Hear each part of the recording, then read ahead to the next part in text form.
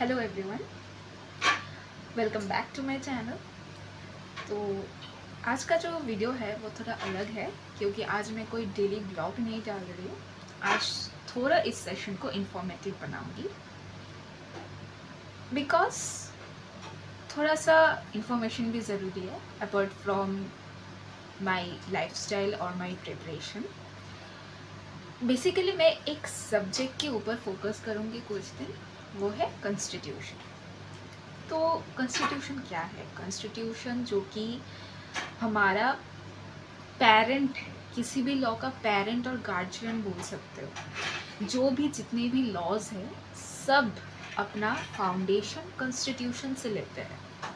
Constitution के बिना कोई भी लॉ आ नहीं सकता है। It can not take birth even. Constitution, सारे लॉज कॉन्स्टिट्यूशन के ऊपर ही बेस्ड है। It is more like a grand norm. Jurisprudence में हम सभी ने पढ़ा है ग्रैंड नॉर्म के बारे में, जो भी जितने भी लॉ स्टूडेंट्स हैं।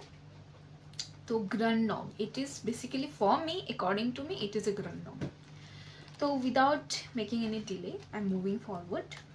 सो starting with the salient features of the constitution, कि इसका जो कैरेक्टरिस्टिक्स है हम लोगों को पता होना चाहिए कि कॉन्स्टिट्यूशन के बेसिक फीचर्स और कैरेक्टरिस्टिक्स क्या है।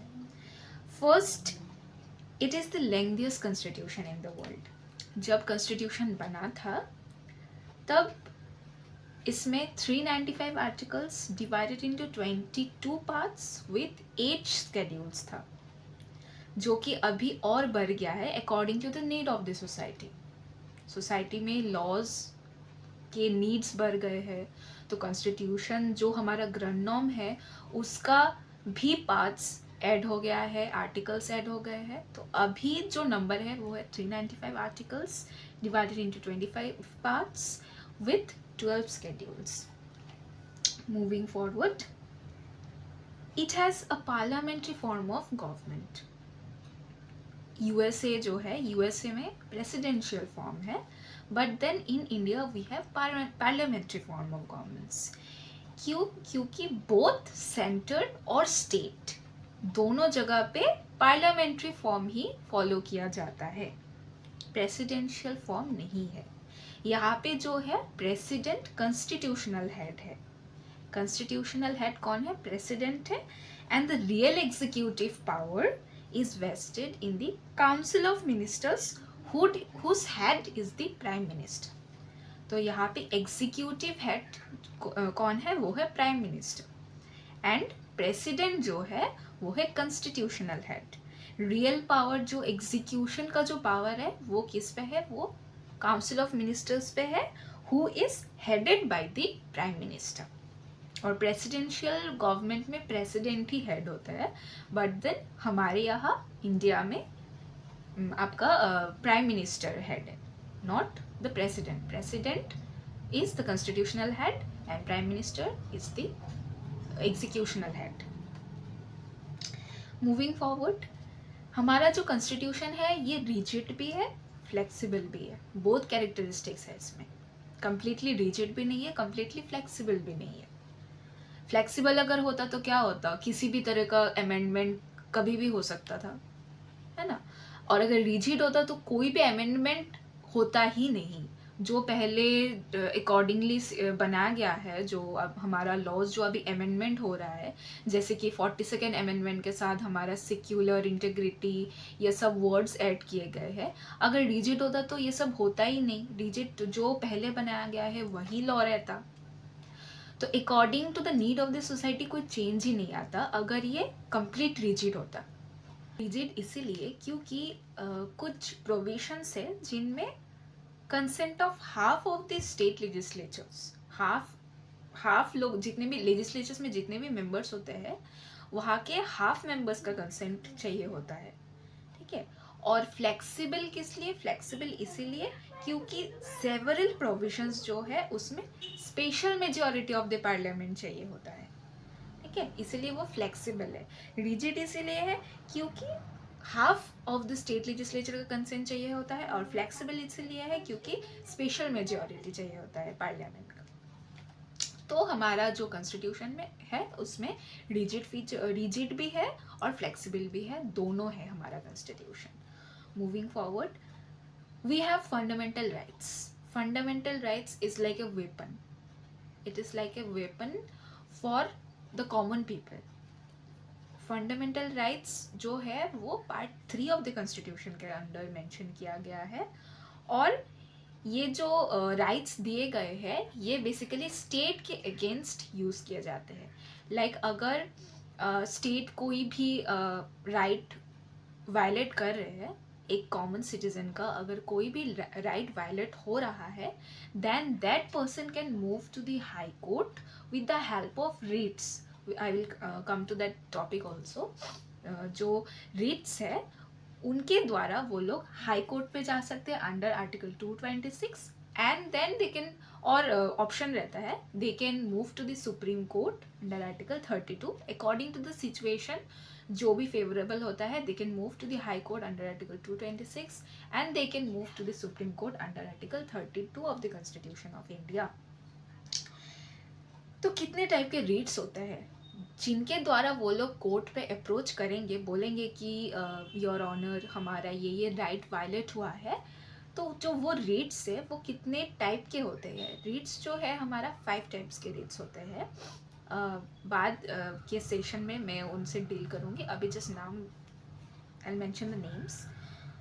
तो first is habeas corpus, then it is mandamus, then it is prohibition, then quo warranto and certiorari. So these are the 5 types of writ through which a person whose rights have been violated by the state can move to the High Court or the Supreme Court accordingly. The next is directive principles of state policy. Directive principles of state policy, जिनको हम short में DPSP भी बोलते हैं, वो part 4 of the constitution में mention किया गया है. और ये rights, I can not call it rights, these are basically objectives और guidelines you can say. objectives या फिर guidelines बोल सकते हो, किसकी, स्टेट के द्वारा लोगों के प्रति guidelines है, या फिर आप बोल सकते हो objectives है जो लोगों को फॉलो करना है. it is more like a moral principles because they cannot be justified in the court of law. Then how, like why will we follow? ऐसा नहीं है. They are like principles and being the citizen of India we need to follow them because they are mentioned in the constitution of India कि ऐसा ऐसा चीज़ है. Even if they are not justifiable in the court of law, but this have to be followed. अगर state इनको violate कर रहा है, then a person cannot move to the court, fine, but it is the duty, it is more like the values, the morals that we carry in ourselves कि नहीं, हम लोगों को फॉलो करना है. लाइक प्रोटेक्शन ऑफ एनवायरनमेंट, हम लोगों को हमारे एनवायरनमेंट को प्रोटेक्ट करना है. Last, there are last 2. The 6th number is adult suffrage, यानी जो भी मेल हो या फीमेल और any gender, they can vote. when they can vote, जब उनका 18 साल पूरा हो जाएगा, या फिर when they will enter into the age of 18 years. It is a right given under article 326 कि वोट कर सकते हैं. इंडिया में जो भी सिटीजन है they can vote. Why? Because it is a parliamentary form of government and it is a democratic country. यहाँ पे the people are the ones who have the power. They can vote, they can bring a person into power. Therefore, all those people who attain the age of 18 years have the right to vote, and that is known as adult suffrage, and it is clearly mentioned under Article 326 of the Constitution of India. तो ये हो गया हमारा 6th feature Constitution of India का. Then we have single citizenship, यानी हमारा जो Constitution है वो dual citizenship को नहीं परमिट करता है. They only permit single citizenship, that is there is no state citizenship. There are various countries जहाँ पे डुअल सिटीजनशिप होता है. They get the state citizenship also and country citizenship also. But India में single citizenship ही होता है, चाहे आप किसी भी स्टेट पे बिलोंग करो, doesn't matter. If you are abiding by Indian laws, if you have registered yourself as an Indian, then you are an Indian person and you have the citizenship of India.